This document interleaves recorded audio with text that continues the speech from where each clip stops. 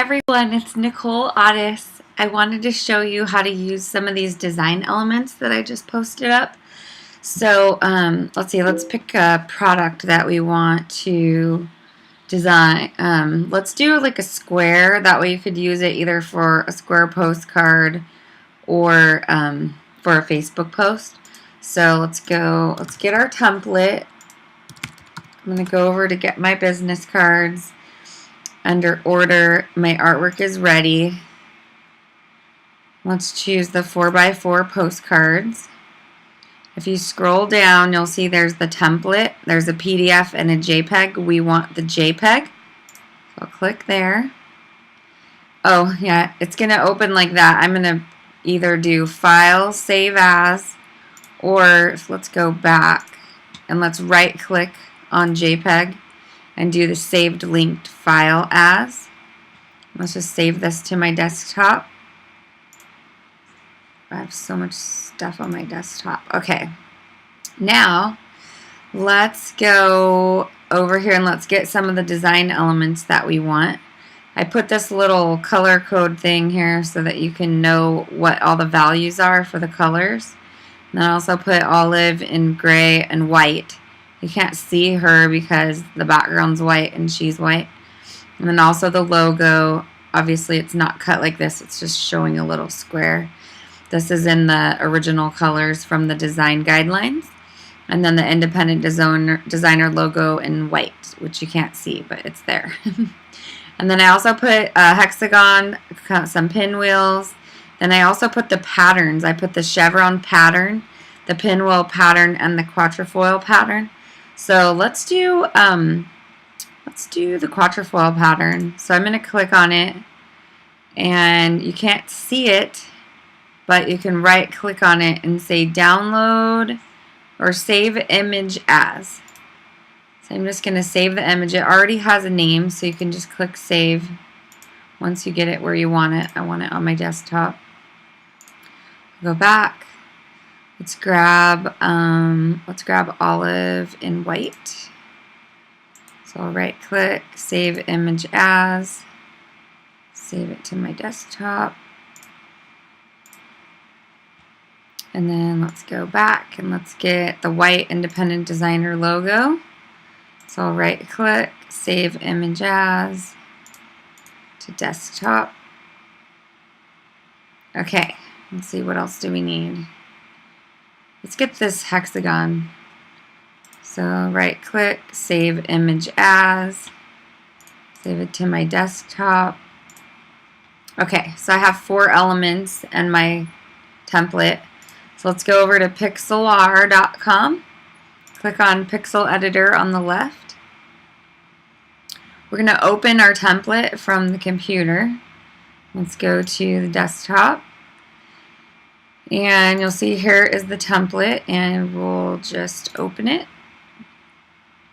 So that shows you where you need to have room for the image to bleed off the edge. It's called a bleed when you print where the color does, where it doesn't have a white border. So the red line is where your piece gets cut once it's printed. And the blue line is where you don't want any of your text or anything to go outside of the blue, because it could get cut off if they're off just a little bit on their cutting. So I mean, usually it doesn't happen, but it's just a good idea to have a little bit of border, not white, but your background. So I'll show you. Let me explain, because it might be confusing. So let's open up. Let's see, first let's make a new layer. So over here on your layers palette, you'll click on new layer. And I want to get my color.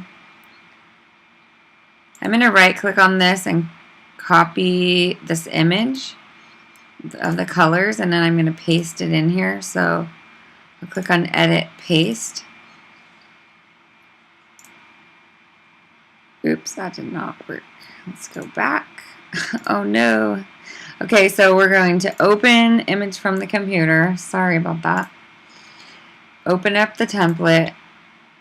We actually have to save that design element and then open it. So we're going to right click, save image as, save it to the desktop, and go back to Pixlr, File, Open. Sometimes I'll just have this open just kind of in the background so I can like grab colors out of it as I need to. So let's say I want to make, okay, so now let's click on layers and do a new layer. And I want to fill it with the blue. So I'll grab my bucket and I will grab my little color palette over here. They're all black right now, and I'll just suck the blue color with a little sucker tool and hit OK. And I click. So now I have my blue layer. Now let's open our pattern. So File, Open Image, and let's get it. You can see it when you browse. I don't know on a PC what it looks like, but this is the quatrefoil. So let's open that, and we will say Edit, Select All, and then Edit, Copy. Let's go here, Edit, Paste. So now you can make it larger or smaller by going up to Edit, Free Transform. Now if you want to make this be like a pattern background, you want to drag your by the corner. Never drag by the top and the left because it will distort it, and we don't want that. So let's go back to Edit, Free Transform, hold Shift, drag the corner up till it's like a pattern of our background, and hit Enter.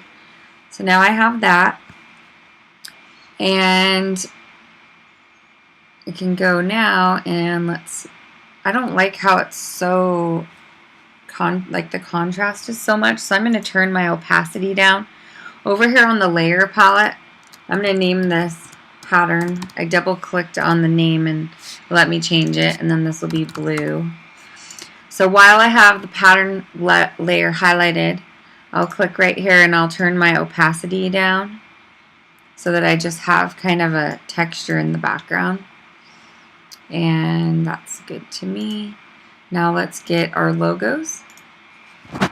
So we'll open up, I'm just going to open a couple at a time. I'm actually going to get the hexagon, the logo, and olive. So I'm just going to, you can hold Shift.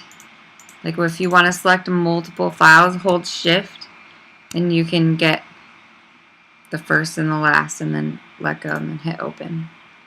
So now I have these, and I can just drag these on right onto my document by going to, so I'll drag olive on there,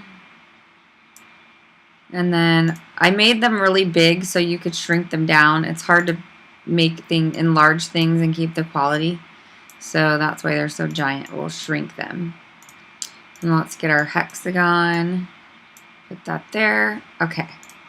Close that. So now I think my hexagon is probably a little too big, but what I could do is I could kind of put it up here in the corner, and I could name my piece or something. And there's all kinds of things you could do. I'm going to name this hexagon. And this is my logo layer. So I'll probably make that a lot smaller. Oops. I don't know what I just did. I'm going to undo. Sometimes I do things and I don't know what I did, and probably will happen to you as well. You could just go Edit, Undo, or Control Z. It's my best friend when I design. So let's also transform the logo. So Edit, Free Transform. Remember to do it by the corner and hold Shift so it stays proportional. And there we go. And then let's hit Enter. And we'll scoot it down maybe into the corner. Okay. Now I'm going to close my history palette. I don't need that. I'd rather see my layers. I actually don't even need this navigator, but the layers are the most important thing when you're in here. So now let's get olive. I'll name this. Oops, what did I do? I'm going to undo again and undo again. Okay, so here's my olive layer. And I want to go Edit, Free Transform, hold Shift while dragging the corner. Maybe I could put olive in the other corner. When you're moving your layers around, you want to make sure you're on your arrow tool. So there's that, and then let's just add a little title. Let's just say, let's see, you're invited. Let's change this font to Pacifico. You have to have these fonts installed on your computer for this to work. It uses the fonts that are in your computer, which I love because you could do anything you want. So Pacifico. Oh, and I like that in the blue. Let's make it bigger. Click OK. Let's drag it up. You want to remember we have that border that gets cut off the edge, so you don't want to get too close. And then let's click another text layer. I'm going on the A. Let's just say I'm doing a jewelry bar for Mary.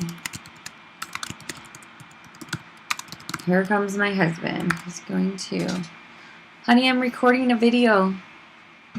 So, okay. Anyways, so here we go. So we're going to do this one in League Gothic. And... Oops. Gothic, and I want this to be white. I just want it to be a different color. Click OK. There we go. And then what you could do is you could take some of the charms in the other videos I've done.